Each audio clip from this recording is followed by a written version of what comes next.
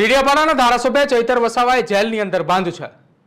જ્યારથી તેઓ જેલમાં ગયા છે ત્યારબાદથી સતત એક ચર્ચા ચાલી રહી છે સાગબારાની અંદર ચાલી રહેલા આંદોલનની। અંબાજીથી ઉમરગામ સુધી આદિવાસી વિસ્તારની અંદર પહેલા મનસુખ વસાવાની પકડ હતી, ત્યારબાદ ચૈતર વસાવાની પકડ મજબૂત થઈ અને હવે વસાવાની પકડની વચ્ચે મનસુખ વસાવાએ ફરી એકવાર સક્રિય થયા છે। 19 દિવસ કરતા લાંબા સમય સુધી ચાલતા એ આંદોલનની વચ્ચે હવે મનસુખ વસાવા પહોંચ્યા છે અને ક્યાંક ચૈતર વસાવાની ગેરહાજરીમાં આદિવાસીઓને તેમના તરફ આકર્ષિત કરવા માટેની તૈયારીઓની વચ્ચે આંદોલન પૂર્ણતા તરફ જઈ રહ્યું છે।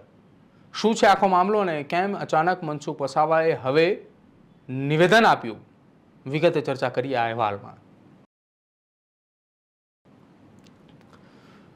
સાગબારાની અંદર જંગલ વિસ્તારમાં છેલ્લા કેટલાક સમયથી જમીન ખેડવાને લઈને ચર્ચાઓ ચાલે છે। સાગબારાના 12 જેટલા ગામડાઓની અંદર એ ફોરેસ્ટ વિભાગની જમીન પર છેલ્લા 20 વર્ષ કરતાં પણ વધારે સમયથી આદિવાસી વિસ્તારોના લોકો એ ખેડે છે અને તેમાંથી એ ધાન ઉત્પાદન કરે છે। એ ખેડૂતોએ પોતાની રોજીરોટી સમાન એ જમીન પર કામ કરી રહ્યા છે અને આ જ જમીનને લઈને એક વિવાદ સર્જાયો છે। જંગલ વિભાગના અધિકારીઓએ તેમને જમીન પર નથી ઘૂસવા દઈ રહ્યા અને બીજી તરફ સાગબારાના એ 12 ગામના ખેડૂતો એ આંદોલન પર બેઠા છે। આંદોલન એ શરૂ થયું એને 19-20 દિવસ કરતાં પણ વધારે સમય થયો છે અને સતત આંદોલનની વચ્ચે મનસુખ વસાવા એ સત્તા પક્ષની સામે અને સાથે જ અધિકારીઓની સામે મોરચો માંડીને બેઠા છે। આજ મનસુખ વસાવા એ ભરૂચના સાંસદ છે અને સાંસદ તરીકે પોતાના જનપ્રતિનિધિ એટલે કે પોતાના વિસ્તારની અંદર લોકોની વચ્ચે જે પડતી મુશ્કેલી છે તેને લઈને ગાંધીનગર સુધી રાજ્યના નાયબ મુખ્યમંત્રી અને રાજ્યના મંત્રીઓની સાથે એક બેઠક પણ કરી ચૂક્યા છે। આ બેઠકની વચ્ચે એક ચર્ચાઓ એ ચાલી રહી છે કે 29 તારીખના રોજ એક મહત્વપૂર્ણ ચર્ચાઓ થાય તેવી શક્યતા છે અને 29 તારીખના રોજ શનિવારના રોજ આખી આ ઘટનાનો અંત આવી શકે છે। શું કહ્યું રાજ્યના નાયબ મુખ્યમંત્રી સાથેની બેઠકને લઈને મનસુખ વસાવાએ, સાંભળો। જો આ સાગબારા તાલુકાના 12 જેટલા ગામના લોકો આ જંગલની જમીન ખેડે છે એમના બોર્ડર પર, સાગબારાના બોર્ડર પર ઉમર તાલુકો આવેલો છે ત્યાં છેલ્લા 20 વર્ષથી ખેડે છે અને એમને ન્યાય ન મળતા એ લોકો ધરણા પર બેઠા છે અને 15-16 દિવસ થતાં અને સરકારમાં પણ અમે વારંવાર રજૂઆત કરી હતી અને માનનીય મુખ્યમંત્રી ભૂપેન્દ્રભાઈ પટેલ સાહેબ વિદેશ છે પણ તેમની સૂચનાથી ગઈકાલે નાયબ મુખ્યમંત્રી હર્ષ સંઘવીએ મિટિંગ બોલાવી। એ મિટિંગમાં ટ્રાઇબલ મંત્રી નરેશભાઈ પટેલ હતા, વન મંત્રી અર્જુનભાઈ મોડાવાડા, પીસી બરંડા સાહેબ તથા બીજા અન્ય ટ્રાઇબલ જે મંત્રીઓ એ બધા હતા, ગણપતભાઈ પણ હતા। આ બધાની હાજરીમાં ઉપસ્થિત વન વિભાગના રાજ્ય સરકારના અધિકારીઓ પણ હતા। તો બધાની વચ્ચે આજ મેં વાત કરી કે 20 વર્ષથી જંગલની જમીન ખેડે છે અને છેલ્લા 2 વર્ષથી ઉમરપાડાના વિવાદના બહાના હેઠળ જંગલ ખાતાવાળે એમને ખેડતા રોક્યા છે, તે ખેડાણ ચાલુ કરી દેવડાવો। તો એમણે જે વાત કરી કે જે અગાઉ જે પેન્ડિંગ જે દાવાવાળા જે છે એમને જે નિયમ લાગુ પડશે, એના જે નિયમો બન્યા છે કે જમીન આપવાના માટે જે પુરાવાની જરૂર છે એ જ પુરાવા સાગબારાવાળાને પણ લાગુ પડશે અને અગાઉ જેમને સનદો આપી દીધી છે એ પણ જે નિયમો અને પુરાવાના આધારે આપ્યા એને આ બધું જ એક સમાન બધાને એક નિયમ લાગુ પડશે અને આના માટે મેં પણ ઘણી બધી વાત કરી કે આમની પાસે આટલા કેટલાક પુરાવા છે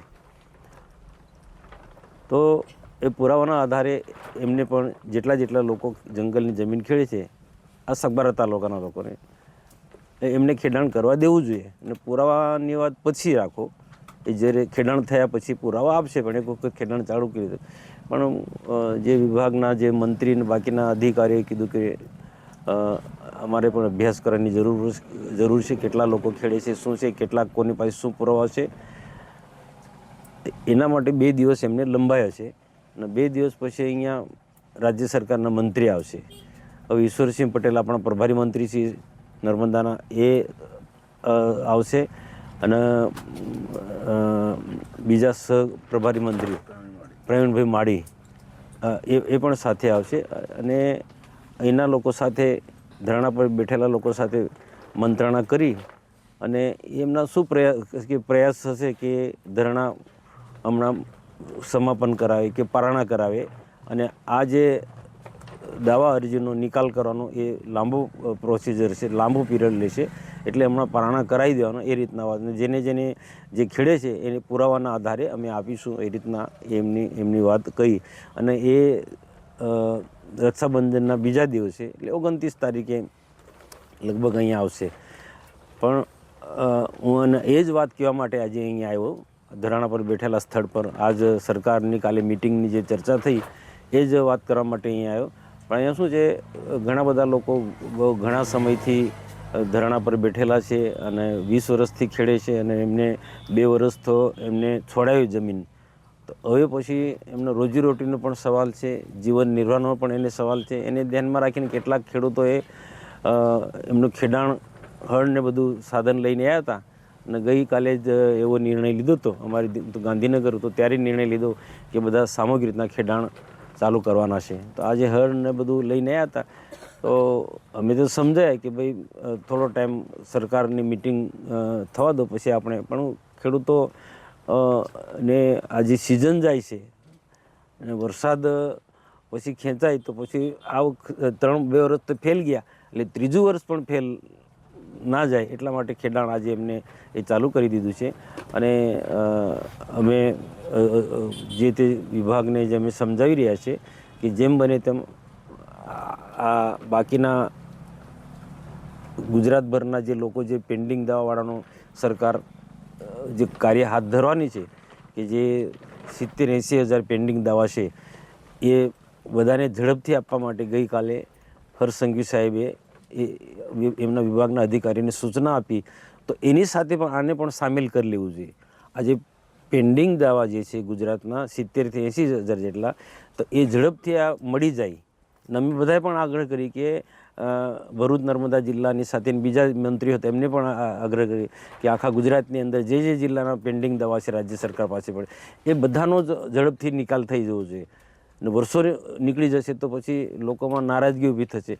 તો આ પ્રક્રિયા હર્ષ સંઘવીએ બહુ સ્પષ્ટ કીધું કે ભાઈ બહુ સમય મર્યાદાની અંદર 2 થી 3 મહિના 4 મહિનાની અંદર એને ઉકેલ આવી જોઈએ. ત્યારે મેં પણ આ જ વાત કરી કે એની સાથે સાગબારાના લોકોનો પણ સામેલ કરી લો, જે ધરણા પર બેઠેલા છે એમના જે દાવા અરજીની વાત છે એ પણ એની સાથે જોઈન્ટ કરી દો. અને જે રીતના પેલા લોકોની પ્રોસિજર ચાલે છે તો આમને પણ આની પ્રોસિજર એ ચાલુ કરો કે દાવા અરજીને માન્ય રાખીને જેટલું જે ખેડાણ કરે છે એને સનદ આપવાની જે પ્રોસિજર જે પણ કરવાની છે, જે પુરાવાના આધારે પુરાવા એક એમની પાસે ખેડૂતો પાસે પણ કેટલાક લોકો પાસે પુરાવા છે અને બાકીનું સ્થળ પર આવે તો સ્થળ પર આવ્યા પછી ખ્યાલ આવે કે એની સ્થિતિ શું છે, કેટલા વખતનું જૂનું ખેડાણ છે, કેટલાક પાસે કેટલાક ઘરો પણ બનાવેલા છે, કેટલાક પાડા બંડિંગ પણ બનાવેલા છે ને કંઈક ને અલગ અલગ પ્રકારના પુરાવા છે. સેટેલાઇટમાં પણ કેટલાક લોકોના આવ્યા છે. એટલે જે પણ જે એને પુરાવા જોઈએ છે એ પુરાવાના આધારે એક વખત એમને આ જમીન આપી દેવી જોઈએ એ રીતના વાત થઈ. અને 29 તારીખે 2 મંત્રીશ્રી આવે છે, પ્રવીણભાઈ માળી અને ઈશ્વરસિંહ પટેલ. હવે એ અહીંયા સ્થળ પર મુલાકાત લે છે અને લોકોને આખી વાત મૂકશે. હવે એ શું વાત લઈને આવે છે 2 દિવસ પછી ખબર પડશે. હાલ જે આમ આદમી પાર્ટીના દેવેન્દ્રભાઈ વસાવા જે નર્મદા જિલ્લાના ઉપપ્રમુખ છે, તેમના દ્વારા પણ આજે એક મીડિયામાં જાહેરાત કરી હતી કે સાંસદ મનસુખ વસાવાનું કંઈ જ ઉપજતું નથી અને તેમના દ્વારા ખેડાણ ના કરાવવામાં આવે તો અમે આમ આદમીના પાર્ટી છે આગેવાની લઈને પછી અમે ભલે અમારા પર કેસ થાય પણ અમે ખેડાણ કરીશું અને સહકાર આપીશું ખેડૂતોને, એ પ્રમાણેની વાત કરી હતી. જો આ છે ને આ બધા લોકોનું પોલિટિકલી આ સ્ટેટમેન્ટ છે, આ બધું પોલિટિકલી સ્ટેટમેન્ટ છે. અહીંયા ભૂતકાળની અંદર કોંગ્રેસના સંદીપભાઈ માંગરોલા પણ આવ્યા છે, એને પણ આ પ્રશ્ન ઉકેલાય એના માટે પ્રયત્નો કર્યા છે. તુષારભાઈ ચૌધરી એ પણ આવ્યા છે, એને પણ આ પ્રશ્ન ઉકેલાય એના માટેના આ બધા પ્રયત્ન કર્યા છે. તો આને મારે એક વિનંતી છે કે એને રાજકીય સ્વરૂપ ન આપવું, કોનું સરકારમાં ઉપજે કે નથી ઉપજતું તે વાત શું કામ કરવી જોઈએ. અને તમારે જે આંદોલન કરવું છે તો એમાં તમે સ્ટેટમેન્ટ શું કામ આવો છો? ધરણા પર આમરણા પર બેસી જાઓ ને ભાઈ, ધરણા પર આમરણા પર બેસી જાઓ. તમને કોઈ ના પાડી છે? એ બધા જ લોકો આવ્યા છે. અહીંયા આમ આદમી પાર્ટીના બી નેતા આવ્યા છે, કોંગ્રેસના નેતા બી આવ્યા છે, ભાજપના નેતા બી આવ્યા છે અને બધાએ પોતપોતાની રીતના સ્ટેટમેન્ટ હોય, બધાએ પોઝિટિવ અનંત પટેલ સિવાય બધાએ પોઝિટિવ સ્ટેટમેન્ટ આપ્યા છે. તો દેવેન્દ્રભાઈને મારી વિનંતી છે, તો સ્ટેટમેન્ટ આપ્યા કરતાં છે ને આ પ્રશ્ન ઉકેલાય એના માટે તમે ચિંતા કરો. અમે તમારી રીતના જેટલું છે કાયદા કાનૂનને ધ્યાનમાં રાખીને જેટલું જ્યાં રજૂઆત કરવાનું હોય ત્યાં અમે કરીએ છીએ. અને એને દેવેન્દ્રને મારે કહેવાનું કે સરકારમાં ઉપજતું કે નથી ઉપજતું એ અમારે કોઈ લેવા દેવા નથી. પણ આજે ગુજરાતભરના પેન્ડિંગ જે દાવા જે છે, આ સાગબારાના આંદોલન ચાલ્યું, એક સમજી લો બધા લોકો કે આજે ગુજરાતમાં 70,000થી 80,000 પેન્ડિંગ દાવા છે. આ પેન્ડિંગ દાવા જે ઉકેલવાની દિશામાં સરકાર આગળ વધી રહી છે. કોના કિરે? આ સાગબારાના લોકો ધરણા પર બેઠા છે. એના કારણે આનાથી મોટું બીજું શું ફાયદો થવાનો લોકોને? કે આ સાગબારાના લોકોના આ ધરણાને કારણે કે ગુજરાતના પેન્ડિંગ દાવાળાને ફાયદો થવાનો છે. અને 4 થી 5 મહિનાની અંદર બધા લોકોને એના સનદ મળે એ રીતના સરકાર આગળ વધી રહી છે. કે કોના કારણે? આ સાગબારાના આંદોલનના કારણે. એટલે તમે હંમેશા આદિવાસીઓના પ્રશ્નો ઉકેલવા માટે પોઝિટિવના વિચારો. કોઈના પર આક્ષેપ મૂકવા સરકારમાં ઉપજતું નથી કે નથી ઉપજતું એ બધી વાતો ના કરો. એ બધી અને તમારું એટલું ઉપજે છે તમે આ મરણાંત પર બેસી જાઓ ને ભાઈ. હવે બધું આજે આ મારે શું છે, આ જે ગરીબ ખેડૂતો છે ઘણા વખતથી ધરણા પર બેઠા છે, મારા માટે એક જ ધ્યેય છે કે આ ગરીબ ખેડૂતોનો પ્રશ્ન ઉકેલાય. 20 વર્ષથી જંગલની જમીન ખેડે છે, એમની સાથે ન્યાય મળે, એ જ મારું ધ્યેય છે. બાકી બીજી વાતમાં મારે પડવું નથી. તો મનસુખ વસાવાએ રાજ્યના નાયબ મુખ્યમંત્રી સાથે અને રાજ્ય સરકારના મંત્રીઓ સાથે એક બેઠક કરી. છેલ્લા 20 વર્ષ કરતાં પણ વધારે સમયથી સાગબારાના 12 ગામડાઓના ખેડૂતોએ જે જમીન ખેડી રહ્યા છે એ ખેડૂતોને ફરી એકવાર એ જમીન ખેડવા મળે. હાલ વરસાદની સિઝન એ અત્યારે છે. વરસાદની સિઝન પહેલાં જો વાવણી ન થાય તો ખેડૂતોને મોટું નુકસાન છે. છેલ્લા 2-2.5 વર્ષથી આ સતત વિવાદ એ ચાલી રહ્યો છે. અને વિવાદની વચ્ચે હવે ક્યાંક અંત આવે તેવી શક્યતાઓ દેખાઈ રહી છે. હવે જોવાનું રહેશે મનસુખ વસાવાની બેઠકો અને સાથે જ આદિવાસીઓના હક માટે મેદાને ઉતરેલા સાંસદ મનસુખ વસાવાએ તેમના જ પક્ષ અને સાથે જ સરકાર સાથે કેવી રીતે મંત્રણા કરે છે અને કેવી રીતે તેમના હક પાછા અપાવે છે. ખેડૂત ભાઈઓ છે ખેતરમાં ડ્રોન ઉડાવતા હોય છે ત્યારે આપણે એક પ્રશ્ન સતાવતો હોય છે કે જે આપણે અત્યાર સુધી જીપીએસ ટેકનોલોજી વાળા ડ્રોન વાપર્યા છે, જેથી કરીને મોબાઈલ ટાવર છે અથવા તો હાઈ ટેન્શન લાઇન પસાર થતી હોય, કોઈ વૃક્ષો હોય, ત્યારે જે જીપીએસ ટેકનોલોજી વાળા ડ્રોન છે એમાં ટકરાય અને ટ્રેસ થાય છે. પણ એગ્રીઓન લાવ્યું છે જીએનએસએસ ટેકનોલોજી ડ્રોન, જેથી કરીને એ ડ્રોન છે એ કોઈ જગ્યાએ ટકરાય નહીં, પોતાની રીતે જ ડિસિઝન લે છે ને મૂવ થઈ જાય છે. જેથી કરીને જીએનએસએસ ટેકનોલોજી ડ્રોન છે એ વાપરવાનો આગ્રહ રાખો. આ જ પ્રકારની તમામ અપડેટ જોવા માટે ન્યૂઝરૂમ ગુજરાતને લાઇક, શેર અને સબસ્ક્રાઇબ કરવાનું ભૂલતા નહીં.